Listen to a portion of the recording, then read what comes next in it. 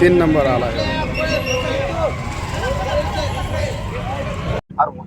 बीड मध्ये म्हणून नाही, मी आज आले ते सगळे गाव अंबेजोगाई, नेकनूर, केज मी सगळीकडे बघत होते की कचऱ्याच्या बाबतीत मी थोडं असमाधान व्यक्त केलं। फक्त बीड मध्ये नाही, मी ओव्हरऑलच बघते।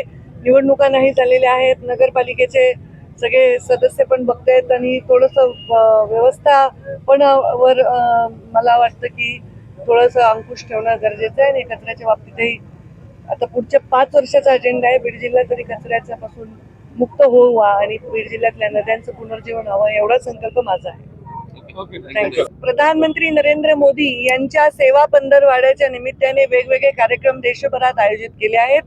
त्या निमित्ताने आम्ही इथे युवा मोर्चाच्या माध्यमातून नमो युवा रन आयोजित केलेला आहे। बीड शहरामध्ये प्रचंड मोठा प्रतिसाद आहे। आज असंख्य लोक या ग्राउंडवर इथे आले होते आणि इथून आता सगळ्यांना आम्ही झेंडा दाखवून ते धावण्यासाठी पुढे गेलेले आहेत। युवा मोर्चाचे अध्यक्ष संजय आंधळे, आमचे शंकर देशमुख, आमचे जिल्ह्याचे अध्यक्ष, आमचे सहकारी योगेश क्षीरसागर, आमच्या लांबरूडताई, आमचे इर्शादताई, अल्पसंख्याकांचे अध्यक्ष आमचे नेते सर्जेराव तात्या, इथे उपस्थित सगळे मान्यवर, आमचे अशोकजी लोढा जे शहराचे अध्यक्ष आहेत, हे सर्व मान्यवर इथे उपस्थित आहेत। आणि खूप मोठा प्रतिसाद बीड जिल्ह्यामध्ये मॅरेथॉन वेगवेगळ्या स्पर्धा जिंकलेले लोक, आमचे आयर्नमॅन झालेले लोक आणि वेगवेगळे स्पोर्ट्स मध्ये ऍक्टिव्ह असणारे वेगवेगळे संस्था याच्यामध्ये सहभागी झाल्या आहेत। प्रचंड चांगला प्रतिसाद याला मिळालेला आहे। आज बीड जिल्ह्यामध्ये बीड जिल्ह्याच्या नुकसानाची एक मंत्री म्हणून बैठक घेत आहे। याला फक्त अधिकारी अपेक्षित आहेत।